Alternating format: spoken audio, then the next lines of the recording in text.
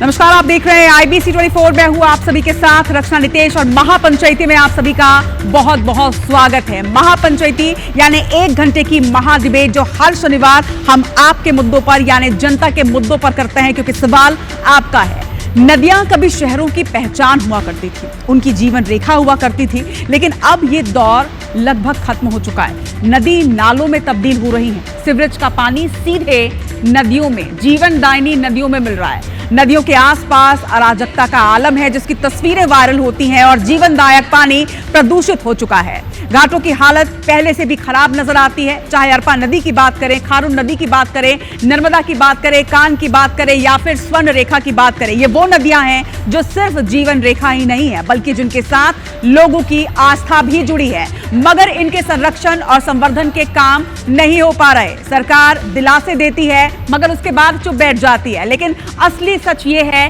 कि अवैध कब्जे, अव्यवस्था और प्रदूषण से नदियों को मुक्ति दिलाना एक बड़ा टास्क बनता जा रहा है। आज नदियों की तस्वीरें भी दिखाएंगे, हालात भी बताएंगे और साथ ही आवाज भी उठाएंगे, क्योंकि सवाल आपका है। ये नदियों की तस्वीरें आप देखिए, अलग अलग शहरों की ये तस्वीरें आपके सामने हैं और इसके साथ ही आपको ये भी बताते हैं कि वो कौन से 5 सवाल हैं जिनको लेकर आज हम महापंचायती में 5 अलग अलग शहरों तक पहुंचेंगे और वहां की तस्वीरें आपको दिखाएंगे। नदी और घाटों की क्या स्थिति है उन 5 प्रमुख शहरों में, मध्य प्रदेश और छत्तीसगढ़ के। क्या प्रदूषण नदियों की दुर्दशा की बड़ी वजह है, ये समझने और जानने का प्रयास। नदियों के ऊपर क्या लैंड माफिया की नजर है, एक बड़ा एंगल यहां निकलकर सामने आ रहा है। साथ ही नदियों के लिए योजनाएं तो बनती हैं, लेकिन आखिर जाती कहां है, इस पर भी सवाल उठेगा। शहरों की जीवन रेखा के दुश्मन कितने हैं? क्यों नदियों में गंदे नाले का पानी पहुंचता जा रहा है? क्यों ऐसी जीवनदायिनी नदियां जो जीवन रेखा कही जाती थी वो सूखती जा रही हैं? ये तस्वीरें आप देखिए, अलग अलग शहरों की ये तस्वीर है। रायपुर की जीवनदायिनी नदी कही जाने वाली खारून नदी, ये झाग अपने आप में बता रहा है कि कितना प्रदूषित यहाँ का पानी हो चुका है। और अब आप सोचिए कि ये पानी जब आप पीते होंगे तो क्या हाल होगा। इंदौर की कान नदी का हाल भी आपको दिखा रहे हैं। नदी कम, नाला ज्यादा ये लगता है। बिलासपुर की अरपा नदी जो कि लगातार सूखती जा रही है और बड़ा सवाल उठता है कि आखिर जब वादे किए जाते हैं तो उन वादों को पूरा क्यों नहीं किया जाता। सबसे पहले छत्तीसगढ़ की अरपा नदी और खारून नदी, यानी रायपुर की खारून नदी और बिलासपुर की अरपा नदी का हाल आपको बताएंगे। इसके साथ ही जबलपुर की नर्मदा नदी की सहायक नदियों का हालचाल भी आपको बताएंगे। 3 शहरों का रुख सबसे पहले करेंगे। वादा है कि इस 1 घंटे में 5 शहरों की 5 जीवनदायिनी नदियों का हाल आप तक पहुंचाएंगे। इस वक्त आप 3 रिपोर्टर्स हमारे साथ देख रहे होंगे। रायपुर की खारून नदी जो पीछे नजर आ रही है, उसके साथ हमारे संवाददाता संदीप शुक्ला, शरद दुबे हमारे साथ आपको बताएंगे कि आखिर अरपा का क्या हाल है, और विजेंद्र पांडे बताएंगे कि नर्मदा नदी और नर्मदा की सहायक नदियों का हाल कैसा है और सिस्टम ने कैसे आंखें मूंद रखी हैं। सबसे पहले खारून नदी का हम रुख करते हैं। संदीप वहां पर है। संदीप, जहां पर आप खड़े हैं वहां पीछे ही नजर आ रही है नदी, जीवनदायिनी नदी, और थोड़ा आगे या पीछे चलेंगे तो शायद इस वक्त कुछ ही देर के बाद आरती का वक्त हो रहा होगा यहां पर। वहां तो नदी काफी साफ नजर आती है, लेकिन यहां गंदगी का आलम।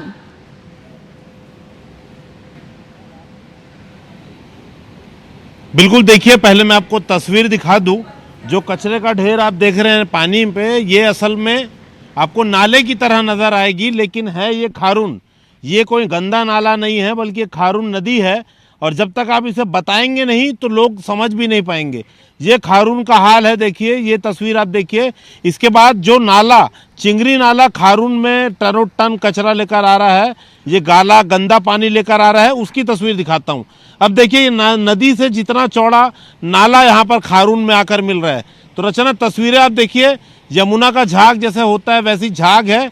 कचरे की तो कोई सीमा ही नहीं है।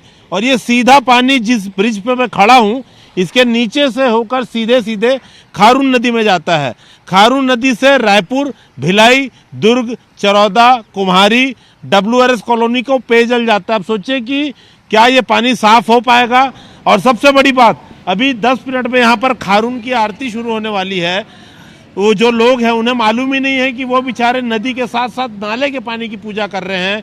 इसमें मल मूत्र का पानी, डेयरी का पानी, अस्पतालों का पानी, फैक्ट्रियों का पानी, तमाम जो गंदा पानी और गंदगी है, मेडिकल वेस्ट, ये जा रहा है। लोग उसी से आचमन कर रहे हैं, उससे कुल्ला कर रहे हैं, उसी में डुबकी लगा रहे हैं। वही पानी से भगवान महादेव का अभिषेक हो रहा है।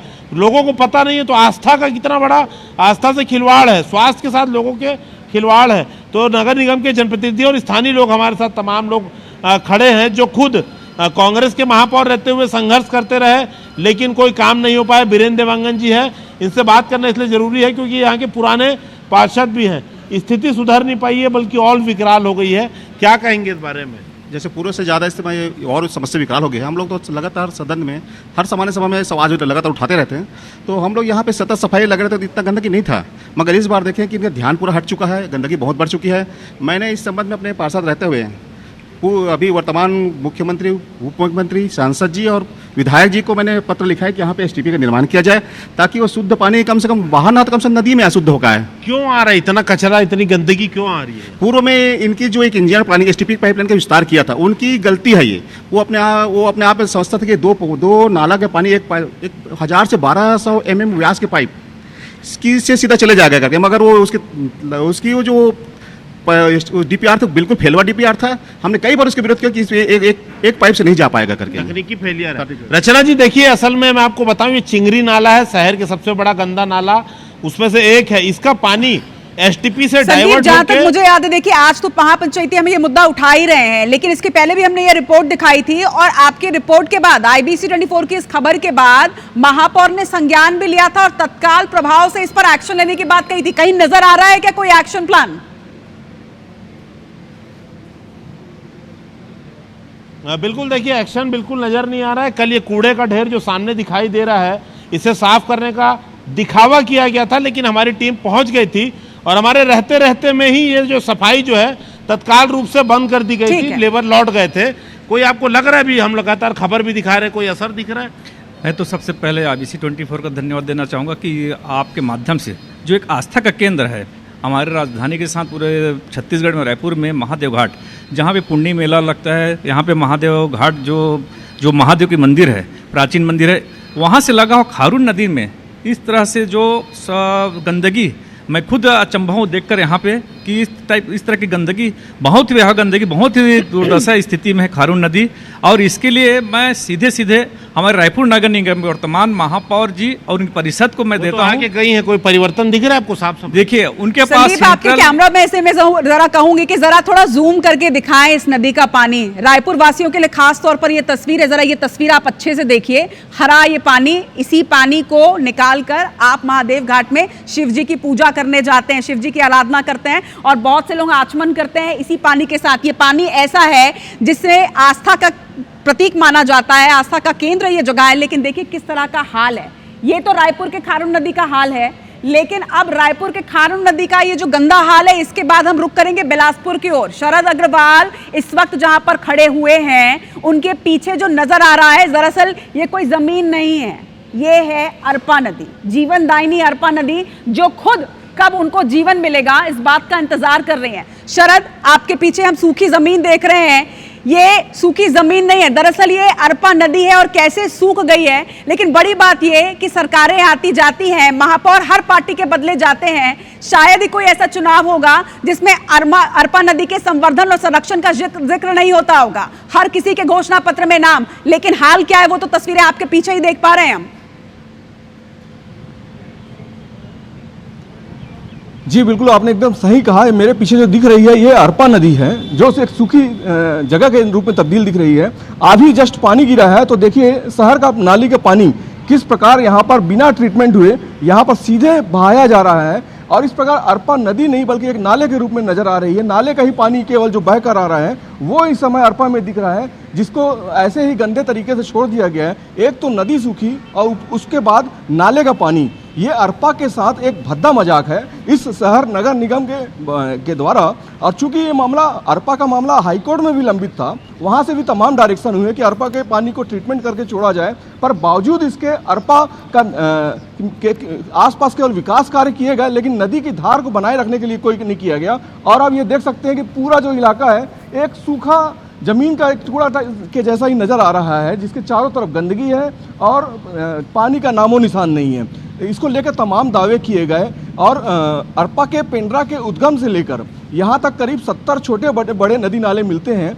बिलासपुर शहर के 70 नाले छोटे बड़े मिलते हैं, 2 सीवरेज प्लांट तैयार हो गए हैं, तीसरा सीवरेज प्लांट बनाया जा रहा है। इन सब को लेकर तो तैयारी तो कर रहे हैं, पर अरपा की जो धार है वो लगातार सूखती जा रही है और आज ये आलम है कि बिलासपुर में अरपा की धार दम तोड़ दी है। अरपा को लेकर जो यहाँ पर जिन्होंने मुहिम चलाया, अरपा विकास प्राधिकरण के पूर्व अध्यक्ष अभय नारायण राय जी हमारे साथ हैं। वो उन्होंने लगातार मोर्चा खोला। आपके लगातार प्रयासों के बावजूद आखिर अरपा की धार बच क्यों नहीं पाई? देखिए, 5 साल भूपेश बघेल की सरकार रही जब, तो अरपा बेसिन विकास प्राधिकरण का गठन किया गया, जिसके अध्यक्ष खुद मुख्यमंत्री थे और उपाध्यक्ष और 3 सदस्य बिलासपुर जिले से बनाए गए थे। और योजना ये थी कि अरपा सदा नीरा रहे, मतलब अरपा में पानी बहे। नदी का मतलब होता है पानी बहना, लेकिन अरपा ऐसी नदी है कि जब पानी आता है तो शहर के लोग देखने आते हैं। जहाँ तक आप बिलासपुर की बात कर रहे हैं, अभी बिलासपुर के बीच से नदी निकलती है, इसको हम जीवनदायिनी नदी कहते हैं। और ज़्यादा नहीं, आज से 35-40 साल पहले हम लोगों ने देखा है, हम लोग इस नदी में नहाए हैं। इस नदी को पार करके लोग चांटीडी और चिंगराज के मेला भी जाया करते थे, वो समय भी लोगों ने देखा है। लेकिन बसाहट, नालियों को और उद्गम स्थान को रोकना और तमाम प्रकार के कारण, और सबसे उदासीनता थी कि अरपा को लेकर सरकारों ने काम नहीं किया। छत्तीसगढ़ बनने के बाद रमन सिंह सरकार में, क्योंकि यहाँ से मंत्री हुआ करते थे अमर अग्रवाल जी, उन्होंने अरपा साडा बनाया, उसकी भी योजना बनते रह गई, कोई उसमें काम नहीं हुआ। फिर भूपेश बघेल की सरकार कोरोना के बाद 2021 में अरपा बेसिन विकास प्राधिकरण का गठन किया, जिसमें उद्गम से लेके समापन 146 किलोमीटर की नदी के इसके लिए योजना बनाई गई। छपरा टोला में योजना ही बनती नहीं, पर हकीकत में काम कम हुआ। विकास के कार्य आसपास तो हुए, पर नदी की धार के लिए, नदी को रिचार्ज करने के लिए जो पानी के स्रोत हैं उनको बचाए रखने के लिए कोई विशेष प्रयास नहीं किया गया। निश्चित रूप से इस बात का हम सबको अफसोस है कि अरपा जो जीवनदायिनी कही जाती थी, आज हमारे लिए अभिशाप नजर आती है। गंदा पानी को हम रोक नहीं पाए, रेत की निकासी हम इससे रोक नहीं पाए, इसका उत्खनन हम रोक नहीं पाए। तो इन तमाम चीज़ों के लिए अगर कोई दोषी है तो यहाँ के जनप्रतिनिधि दोषी हैं। लेकिन जो योजनाएं बनी हैं, आज भी उन पर मूर्त रूप दे दिया जाए तो योजनाएं बहुत सफल होंगी, बहुत काम होगा। खारून भी शरद, एक सवाल और करिएगा जरा पूर्व अध्यक्ष जी से कि संवर्धन और संरक्षण के नाम पर दोनों ओर से रिवर व्यू बनाया जा रहा है, कंक्रीटीकरण किया जा रहा है, लेकिन इससे न सिर्फ अरपा की जो चौड़ाई है वो घटती जा रही है, जबकि पानी के ऊपर विशेष ध्यान देना चाहिए। सबसे बड़ी परेशानी जो आज अरपा की है वो ये है कि उसमें पानी ही नहीं है, नदी का रूप लेख ही नहीं पाती है। जबकि ये अरपा वही अरपा नदी जो हमारे राजकीय गीत में पहले लाइन पे जिनका जिक्र होता है, सोचिए उनका ये हाल हो रखा है। नदी की चौड़ाई कम हो रही है, अरपा में लगातार कब्जे हो रहे हैं, आपने भी पूर्व अध्यक्ष रहे हैं। आखिर ये नदी की चौड़ाई को कम क्यों किया जा रहा है? देखिए, ये इच्छा शक्ति की कमी यहाँ के जनप्रतिनिधियों की। अगर हम पेंड्रा से स्टार्ट करेंगे काम को और छपरा टोला का डैम आज भी स्वीकृत करके बना दिया जाए और उसमें पानी भरा जाए, अरपा नदी पे कोई डैम ही नहीं बना। जबकि जो भी डैम बिलासपुर में है, अंग्रेजों के ज़माने में जो डैम बने, उन्हीं डैम से आज पानी आने का काम चल रहा है।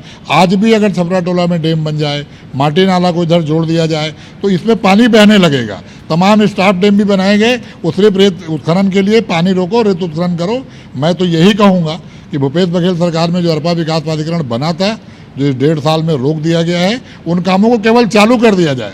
और बिलासपुर शहर के लोगों की इच्छा शक्ति है। आज मैं उन तमाम लोगों को जो वृक्षारोपण कर रहे हैं, अरपा की सफाई का काम कर रहे हैं, अरपा अर्पण अभियान के लोग हैं, हमारे सोमनाथ यादव जी जैसे लोग हैं जो लगातार इसके लिए काम कर रहे हैं, अगर उनकी सलाह सरकार सुने, उनकी सलाह सरकार माने, आज एशिया का सबसे बड़ा छठ घाट इसी अरपा के तट पे है। राजनीतिक सलाह के साथ साथ रचना, मैं ये बताना चाहूंगा कि छत्तीसगढ़ हाई कोर्ट में भी अरपा के उद्गम से लेकर अरपा के शिवनाथ नदी के संगम तक एक संरक्षण की जो दिशा में एक प्लान तैयार करने का निर्देश दिया था, जिसमें 2 जिलों के बिलासपुर और गौरेला पेंड्रा मरवाही जिले के प्रशासन की संयुक्त टीम भी बनी हुई है। ये टीम क्या काम कर रही है, कब काम करेगी, कितना काम करेगी, पर ये काम यहाँ पर नजर नहीं आ रहा है। जबकि इसके साथ ही साथ जो अरपा का प्रवाह क्षेत्र है, जो बेलगैना पेंड्रा वाला जो क्षेत्र है, वहां पर भी इस नदी की धार को बरकरार रखने के लिए जो बरसाती पानी है उसको स्टोरेज के लिए जो अरपा भैंसाजार बैराज बनाया गया है, उसके लिए भी कोई ठोस प्रयास नहीं किया जा रहा है, ताकि वहां तक तो कम से कम प्राथमिक स्तर पर ये अरपा को बचाने का काम हो सके। जी, आप सोचिए किस तरह की उदासीनता है शरद कि हाईकोर्ट ने संज्ञान ले लिया, वादे कर लिए गए तमाम, लेकिन उसके बावजूद भी अगर कार्य नजर नहीं आ रहा है और वो कार्य सिर्फ और सिर्फ इन कागजों में नजर आ रहा है, तो पता नहीं कि जिम्मेदार आखिर जागेंगे कब।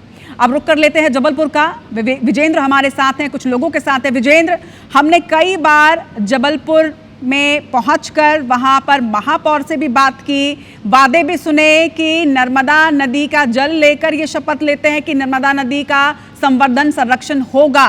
क्या हो पाया? जमीनी हकीकत क्या है? क्या लोग उन वादों से खुश हैं? क्या वो वादे पूरे हो पाए हैं?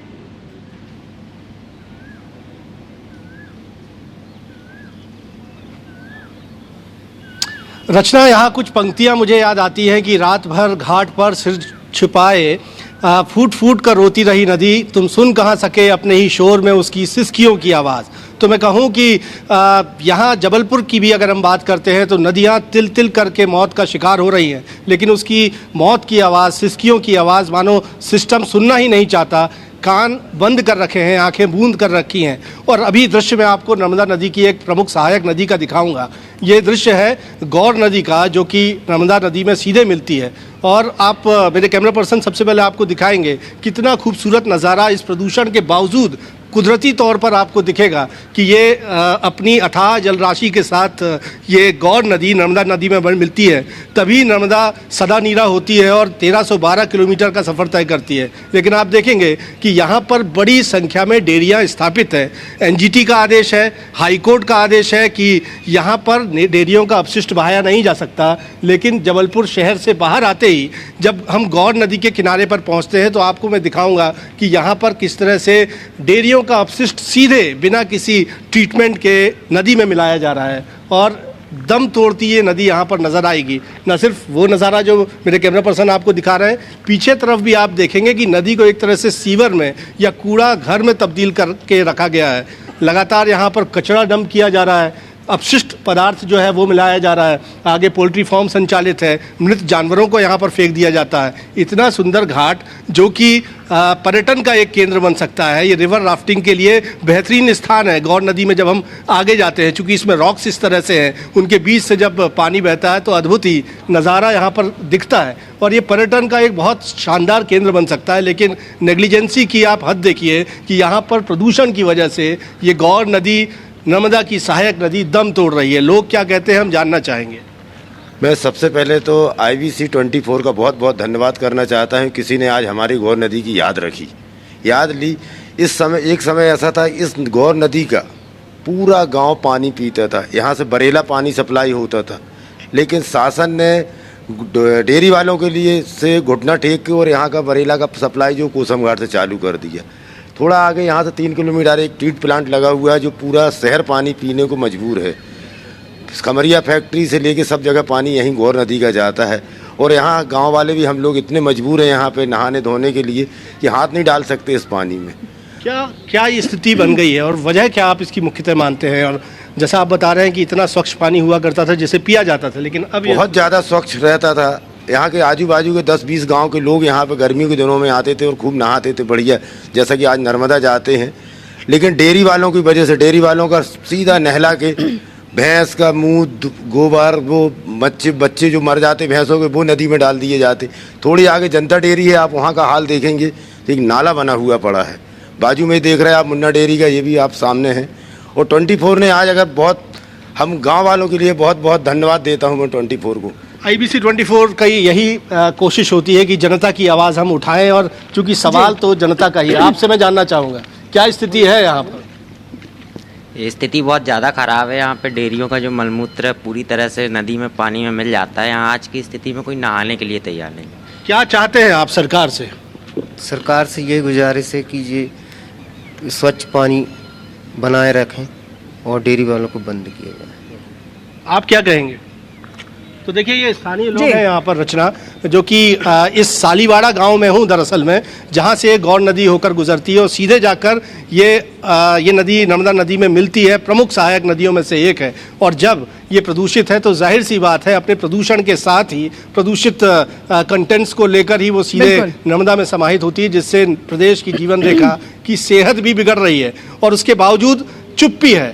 हाई कोर्ट के निर्देश हैं, एनजीटी के आदेश हैं कि यहाँ पर डेयरियों को विस्थापित किया जाना है, लेकिन नेग्लिजेंसी की कोई सीमा नहीं है, हद नहीं है और लगातार कि मतलब ये किस तरह की नेग्लिजेंसी की हाईकोर्ट संज्ञान ले रहा है तब हम कुछ नहीं कर रहे हैं, हमने जो प्लान बनाए हम उस पर कोई एक्शन नहीं ले रहे हैं। यहाँ पर जनता कह रही है कि IBC 24 का धन्यवाद। IBC 24 तो मुद्दों को लेकर काम कर ही रहा है, लेकिन IBC 24 का एक और कार्यक्रम आता है, हमारा हेल्थ सेगमेंट हेल्थ गुरु। अगर आपने नोटिस किया होगा तो लगातार हेल्थ गुरु में, मैं जनता से कह रही हूं कि लगातार हेल्थ गुरु में हम ऐसी समस्याओं के बारे में जिक्र कर रहे हैं जिनमें अस्थमा और उसके साथ ही कैंसर, ऐसी भीषण जो बीमारियां होती हैं। संदीप, एक सवाल मैं आपसे पूछना चाहती हूं, हम हर जगह देख रहे हैं कहीं पानी नहीं है, कहीं पानी में जिस तरह के केमिकल्स डाले जा रहे हैं, जिस तरह से गंदे नाले का पानी डाला जा रहा है। संदीप, कहीं ऐसा तो नहीं है कि जिस तरह से नाले का गंदा पानी खारून में जा रहा है, क्योंकि खारून का पानी सिर्फ रायपुर वासी नहीं पी रहे हैं, चाहे WRS कॉलोनी वाले हों, चाहे दुर्ग वाले हों, कुमारी वाले हों, भिलाई वाले हों, ये भी पी रहे हैं और समस्याएं लगातार तेजी से बढ़ रही हैं। कहीं ऐसा तो नहीं कि ये केमिकल युक्त, प्रदूषण युक्त पानी पीने की वजह से सेहत पर जनता के भारी असर पड़ रहा है? संदीप। बिल्कुल, देखिए जो एलर्जी की समस्या बहुत ज़्यादा आ रही है, आप किसी भी डॉक्टर के यहाँ जाइए तो सबसे ज़्यादा आपको एलर्जी से पीड़ित लोग मिलेंगे, जिसे तुरंत सर्दी, खांसी, अस्थमा जैसी चीज़ें हो जाती हैं। वो कहीं ना कहीं इसी कारण है कि खारून में गंदा पानी आ रहा है। जो झाग जो आप देख रहे हैं, ये सबसे ज़्यादा प्रदूषण का परिचायक है। स्थानीय जो जनप्रतिनिधि रहे हैं, ये संभव है कि हाँ, केमिकल और फैक्ट्रियों का भी पानी आ रहा है, तभी लोग बीमार पड़ रहे हैं काफ़ी। बिल्कुल, IBC 24 का बहुत बहुत धन्यवाद, जो आपके माध्यम से, इसके पहले भी इस बात को मैं उठाया था शुक्ला जी, और आप और मैं, कहाँ का पानी आ रहा है? ये यहाँ पर गोबियापारा पुरानी बस्ती से लेकर कंकाली पारा, कुशालपुर, उसके बाद चंगोरा भाठा, प्रोफेसर कॉलोनी, इधर मठपारा के बाद भाठा गांव का आधा हिस्सा, ऐसा करके ना लगभग 7 से 8 वार्ड का पानी यहाँ पर आ रहा है।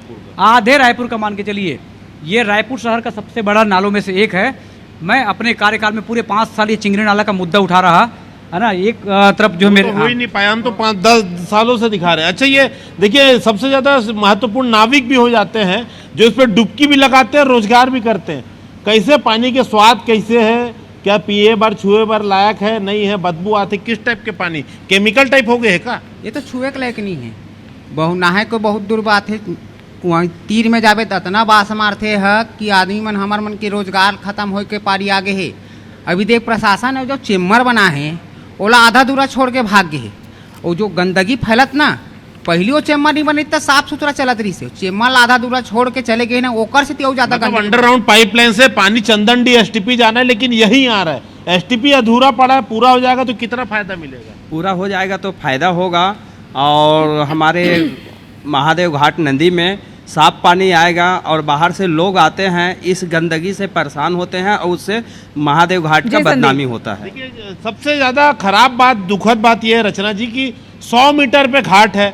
किसी के यहाँ कोई बच्चा पैदा हो, पूजा पाठ हो, कर्म हो, तीजा का विसर्जन हो, गणेश जी, दुर्गा माता का विसर्जन, या फिर कोई मरनी का कार्यक्रम, अंतिम संस्कार हो, आदमी डुबकी लगाता है, पानी से आचमन करता है।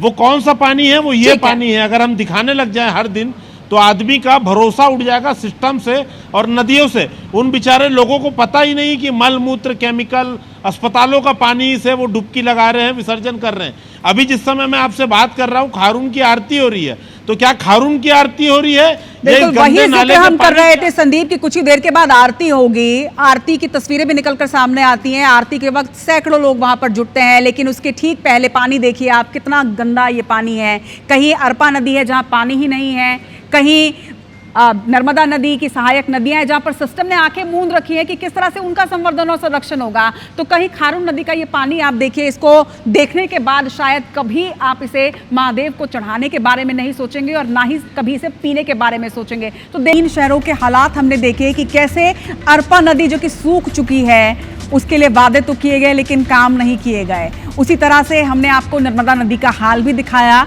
कि जहां पर घाट है वहां तो सफाई भी अच्छी है, सौंदर्यीकरण भी अच्छा है, लेकिन इसके साथ ही दूसरे तटों पर क्या हाल चाल है। मगर अब हम रुक करने वाले हैं इंदौर का और ग्वालियर का। अब हम बताने वाले हैं कि स्वर्ण रेखा कही जाने वाली नदी का क्या हाल है और दूसरी तरफ कान नदी का क्या हाल है। अंशुल मुकाती और नासिर गौरी, मेरे दो संवाददाता, एक ग्वालियर से और एक इंदौर से, आपके स्क्रीन पर नजर आ रहे होंगे। पहले अंशुल का रुख करते हैं। अंशुल, इंदौर में कान नदी का क्या हाल है, लोगों का क्या कहना और आखिर किन समस्याओं से ये नदी जूझ रही है, जरा बताइए दर्शकों को। जी बिल्कुल, आपको बता दूं, कान नदी को लेकर के इंदौर में 1000 करोड़ रुपए से ज्यादा जो है वो खर्च किए जा चुके हैं। लेकिन यदि नदी की हालत की बात की जाए तो अभी भी वैसी ही स्थिति में है जिस स्थिति में वो सालों से बहती हुई नजर आ रही है। एक समय था जब इंदौर से लोग उज्जैन जाते थे, सिंहस्थ का मेला जब वहां लगता था तो यहाँ पर कान नदी में डुबकी लगाई जाती थी और उसके बाद उज्जैन की तरफ साधु संत जाते थे। लेकिन अब वो कान नदी जो है वो पूरी तरीके से नाले के रूप में तब्दील हो गई है। 1000 रुपए से अधिक का खर्च जो है वो बताया जा चुका है कागजों में कि नदी से गाद निकाली गई है, लेकिन ना तो कान नदी साफ हुई और ना ही उसका पानी जो है वो नदी की तरह दिखाई देने लगा। इस पर इंदौर के लोगों का क्या कहना है, उनसे भी हम बात कर लेते हैं। हमारे साथ इंदौर के कुछ लोग मौजूद हैं। कान नदी आप लोग देखते हैं, नदी की सफाई के बारे में भी आप लोगों ने सुना होगा, लेकिन किस तरह की स्थिति आप लोगों को दिखती है? निश्चित रूप से देखिए, जहाँ तक सुनाई में आता है, हजारों करोड़ रुपए इन खान नदी सरस्वती ने, इंदौर में जो प्रमुख नदियां हैं खान नदी सरस्वती नदी, करोड़ों रुपए उस पर लगाया जा चुका है संरक्षण के नाम पर, संवर्धन के नाम पर, लेकिन रिजल्ट कुछ नहीं है। सिर्फ कागजों में ये करोड़ों रुपया सिमट के रह गया है। भ्रष्टाचार इसमें पूरे की बू आती है। करोड़ों रुपया लगाने के बावजूद भी आज भी स्थिति की जस की तस है। आखिर वो पैसा कहाँ गया? नदी की स्थिति वैसी की वैसी है। बदबूदार नाले आकर उस नदी में मिलते हैं। पिटीशन भी लगाई जा चुकी है, लेकिन उसका कोई निष्कर्ष नहीं निकला है। बारिश का माहौल, मानसून दस्तक दे चुका है। अभी थोड़े दिन बाद देखना, नदी नालियां उफान पर आएंगे, उसमें करोड़ों गाद और जो कचरा, शहर भर का जो कचरा निकलता है, खास करके बात करें जो इंडस्ट्रियल एरिया से जो गंदा पानी निकलता है, सीधे नदी नालों में आकर मिलता है। तो नगर निगम उसका क्या उपाय करेगी? नाला टाइपिंग नगर निगम कई बार करा चुका है। कहीं खेल का, नाले में खेल का मैदान बना दिया, नगर निगम बोलती है कि हमने बहुत साफ सफाई की। अरे भाई, क्या साफ सफाई की? अभी बारिश आ गई है, अब पानी का फिर उसमें बहाव आएगा और इन नदियों में मिलेगा, लेकिन कुल मिलाकर इसका रास्ता कुछ भी नहीं है। गंदगी जसकी तस बनी हुई है। अंशुल, एक बड़ा सवाल ये खड़ा होता है कि स्वच्छता में नंबर 1 पूरे देश में ये शहर, और उस शहर की नदी का ये हाल आखिर कैसे हो सकता है? मैं डेटा भी देख रही थी, 1200 करोड़ रुपए खर्च हो चुके हैं नदी के संवर्धन संरक्षण पर, लेकिन उसके बावजूद भी ये हाल उसका है। तो फिर जिम्मेदार कौन है? बिल्कुल, आपको बता दूं कि लगातार ये जरूर दावा किया जाता है कि इंदौर की नदियों को साफ किया जा रहा है, उससे गाद निकाली जा रही है, और ये एक बार का नहीं, हर साल जो है ये रुपया खर्च किया जाता है जब इन नदियों से गाद निकालने की कार्रवाई जो है वो होती है। लेकिन ना तो कभी नदियां साफ होती है। कई बार ये दावे किए जाते हैं कि एसटीपी प्लांट जो है वो इसके लिए बनाए जाएंगे और साफ पानी नदियों में छोड़ा जाएगा, लेकिन ना तो एसटीपी प्लांट कहीं काम करते हुए दिखते हैं और ना ही इसका असर कहीं पर दिखता है। हमारे साथ यहाँ के कुछ यूथ भी मौजूद है, उनसे भी जानेंगे। नदियां आप देखते हैं, शहर की नदियों को लेकर के क्या सोचना है? क्या उसमें किस प्रकार का काम हो रहा है? भैया, किसी प्रकार का भी उसमें अभी तक कोई काम नहीं हो रहा है। बड़े बड़े सिर्फ दावे ही है जो कागजों में ही अभी तक सीमित रह गए हैं। वैसे तो अभी कुछ दिन पहले ही क्षेत्र विधायक और महानगरीय प्रशासन मंत्री कैलाश विजयवर्गीय ने भी उसका दौरा किया था और बड़ी बड़ी सिर्फ बातें कही थी कि यहाँ नाव चलेगी और सब चलेगी। और आज इंदौर की स्थिति है कि अभी हल्की सी बूंदाबांदी में ही नदी नालियां उफान पे जल्द आ जाती है। तो आपको बता दें कि सिर्फ कागजी कार्रवाई, अभी तक किसी भी प्रकार का वहाँ पर कुछ भी काम नहीं हुआ है, जैसी पड़ी थी वैसी। तो देखिए रचना, ये इंदौर की जनता भी ये जानती है कि किस तरह का काम जो है वो नदी सफाई के नाम पर किया जा रहा है, और ये शहर को स्वच्छ करने के साथ साथ नदी को स्वच्छ करने के अभियान भी कई बार चलाए गए, लेकिन अभी तक इंदौर शहर की नदियों की यदि बात की जाए तो उनका स्वरूप जो है वो बदल नहीं पाए। ये लगातार दावे जरूर किए गए कि नदियों से अतिक्रमण हटाया जा रहा है, उनकी साफ सफाई की जा रही है, उसमें जो गंदा पानी फैक्ट्रियों का या दूसरी जगहों का मिल रहा है उसे रोका जा रहा है, नाला टैपिंग के दावे हमेशा किए जा रहे हैं, लेकिन ये सिर्फ दावे जो है ये पूरी तरीके से खोखले साबित हो रहे हैं। और अभी भी शहर की नदियों की हालत ऐसी है कि वहां पर यदि कोई जाके खड़ा होता है और जरा सी बारिश होती है तो यही नदियां जो हैं ये उफान पर होती है। बिल्कुल, यानी 4 शहरों की तरह हर जगह वही परेशानी कि नालों का गंदा पानी भेजा जा रहा है। इंदौर का हाल भी आपने देखा। अब मैं आपको वो अंतिम 5वें शहर की तरफ लेके जाऊंगी जिसका नाम है ग्वालियर शहर, और नासिर यहाँ पर मौजूद है, नासिर गौरी, उनके साथ कुछ लोग मौजूद हैं। वो तो जानते ही हैं, ग्वालियर की जनता तो जानती है कि यहाँ पर का क्या हाल है। उनसे भी बात करेंगे कि अब तक उन्होंने कहाँ गुहार लगाई और क्या कुछ हुआ। लेकिन नासिर, मैं सबसे पहले चाहूंगी कि जरा आज अब पूरे देश को दिखाइए, ये नदी है, ये नाला, जरा तस्वीर साफ करवाइए, जरा पीछे दिखवाइए आपके कैमरा पर्सन से, क्या हाल है स्वर्ण रेखा कही जाने वाली नदी का। नदी है ये नाला, जनता खुद तय करेगी।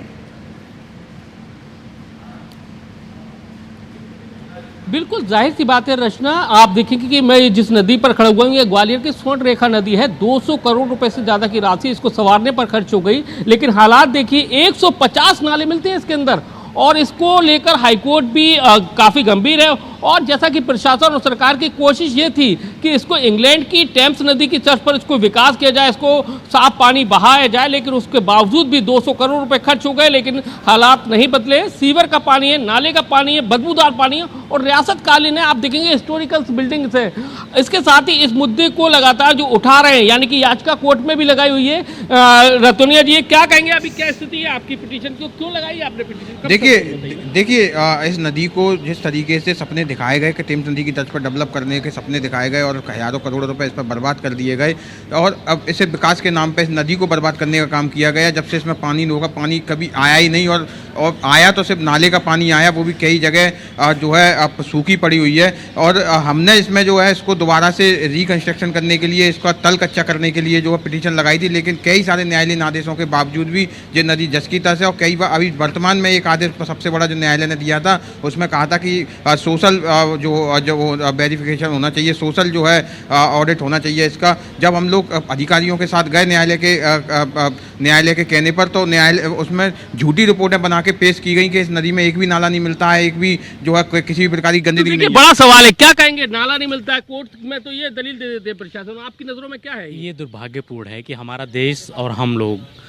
नदियों को लेकर, पहाड़ों को लेकर, पर्वतों को लेकर, अपने जंगलों को लेकर इतने संवेदनशील नहीं है। आप यूरोप में देखें या कहीं भी देखें तो नदियों को विशेष रूप से वो जिस दर्जे से वो लोग उसका ध्यान रखते हैं और उसको संवारते सजाते हैं, वो बड़ा एक इम्पैक्ट डालता है। देखिए ये नदी, कहीं से आपको इसको नदी नहीं कह सकते हैं, लेकिन ये है नदी, इतिहासों में तो नदी है। क्या कहेंगे, नदी है लेकिन नदी कह नहीं सकते वजह? ये पूरी तरह से देखिए एक भ्रष्टाचार का वो है, लेकिन ये पूरी तरह से आज नदी नहीं लग रही। जो ग्वालियर की धरोहर एक नदी थी, उसको आज नाले में तजदीद कर दी। और दूसरी बात, पूरे नाले इसमें जिस प्रकार से पूरा गंदगी इस नदी में शामिल कर दी है, कहीं ना कहीं ये इस धरोहर को ख़त्म करने में यहाँ के अधिकारी और यहाँ की सरकार है। क्या कहेंगे एक आम आदमी बतौर, आप कैसे देखते हैं, क्या हालत दिख रही है? और हम देख रहे हैं जो स्थिति, निकलना मुश्किल है लोगों का। यहाँ पे अब अभी खड़े हुए हैं तो देख रहे हैं कितनी भयानक बदबू यहाँ से आ रही है, जबकि ये ग्वालियर की जीवनदायिनी थी। इस नदी के द्वारा इस पूरे ग्वालियर के अंदर पानी दिया जाता था, और साथ में ये यहाँ पर आज पूरे ग्वालियर का जो सीवर है, वो पूरे ग्वालियर का सीवर इस नदी के अंदर डाला जा रहा है। तब जबकि ये यदि चाहते तो इसके अंदर जो हमारा सीवरेज ट्रीटमेंट प्लांट जगह जगह लगा करके इसी को जो है ठीक किया जा सकता था, लेकिन ये सब पैसा यहाँ पर खाने का काम चल रहा है। और इसमें जो ट्रीटमेंट प्लांट लगाए जाने चाहिए वो उसकी जगह इसको पूरा आप देख रहे हैं किस हालत में ये नदी है। नदी तो नहीं है, बहुत बड़ा नाला है, पूरे शहर का सीवरेज इसके अंदर बह रहा है। देखिए एक बार और तस्वीर में नदी की देखिए, नदी है नाम इसका, स्वर्ण रेखा नदी नाम है, स्वर्ण रेखा समझिए। और हालात क्या है कि 150 से ज्यादा नालों का पानी इसके अंदर बहाया जा रहा है। हाईकोर्ट भी गंभीर है कि इसको नदी को संवारा जाए, मूल रूप में वापस लेके आया जाए। साथ ही टिप्पणी कर रहा है कि हम लोग आएंगे क्या, जस्टिस अगर ये कहते हैं कि हम लोग इस नदी को साफ करने के लिए आएंगे, इसको मूल रूप में लाने के लिए आएंगे, तो काफी बड़े सवाल है। साथ ही ये भी कहा जा रहा है कि जब गुजरात की साबरमती नदी है उसको स्वच्छ किया जा सकता है, तो फिर इस नदी को क्यों नहीं किया जा सकता? इसी बात का जिक्र मैं करने वाली थी नासिर, क्योंकि हाईकोर्ट ने खुद संज्ञान लेते हुए कहा था कि साबरमती नदी की तरह सौंदर्यीकरण किया जाए। ठीक है, जनता कुछ कह रही है, जरा वो भी सुन लेते हैं। स्टेट गवर्नमेंट है, इंडियन गवर्नमेंट है, इस पर संवेदनशील नहीं है। इस पर जिस तरीके से प्रोजेक्ट लाया गया 1400 करोड़ से ज़्यादा की लागत का एलिवेटेड रोड का, शहर में इतनी जगह थी वो कहीं भी बन सकता था, लेकिन जब उसको बनाने के लिए जहाँ से नदी निकलती है उस डैम को पूरा बर्बाद कर दिया गया, उसको पाट दिया गया पूरा। जिस नदी में पिलर खड़े कर दिए गए, मतलब जिस दिशा में नदी बह रही है उस दिशा में जो है एलिवेटेड रोड बनाया जा रहा है, और एलिवेटेड रोड के पिलरों से इस नदी को एक बार फिर बर्बाद करने का काम तो उम्मीद खोते हुए नजर आ रही है। लेकिन हम फिर भी जो है उम्मीद लगाए हुए हैं कि एक दिन हमें जीत मिलेगी, लोगों को पीने के पानी के अधिकार का हक मिलेगा। क्या आप युवा हैं, कैसे देखते हैं इस नदी को, किस स्वरूप में आज तक देखा है आपने? इस नदी में हमारा तो यही कहना है कि व्यवस्थित तरीके से शासन प्रशासन काम करे, ताकि लोगों को आसानी से जहाँ पे व्यवस्थित तरीका से व्यवस्था मिल सके, इसको उपयोग कर सकें। देखिए रचना, एक समय में ये ग्वालियर की स्वर्ण रेखा नदी लोगों की प्यास बुझाने का काम करती थी, लेकिन धीरे धीरे नदी सूख गई और कोशिश ये थी कि इसको दोबारा से मूल रूप में लाया जाए। मध्य प्रदेश सरकार और जल संसाधन विभाग ने लगभग 200 करोड़ रुपए से ज़्यादा की राशि खर्च की।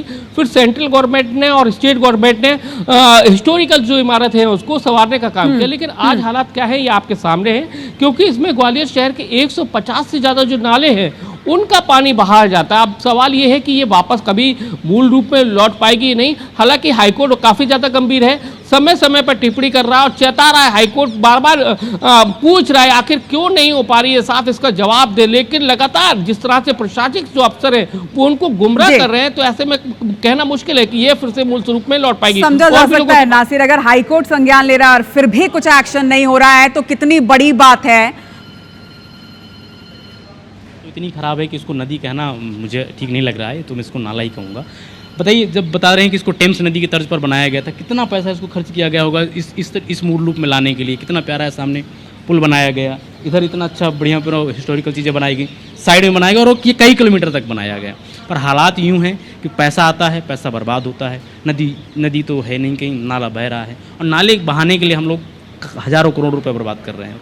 कितनी उम्मीद है, अभी भी कुछ उम्मीद बची है? मुझे नहीं लगता कि इसमें कोई उम्मीद है। अगर माननीय न्यायालय के बराबर फटकार लगाने के बाद भी यदि वो अधिकारी जो इसको रख रखाव की जिम्मेदारी ली है वो पूरी तरह से खरे नहीं उतर रहे, मुझे लगता है कि वो न्यायालय से भी डर रहे हैं।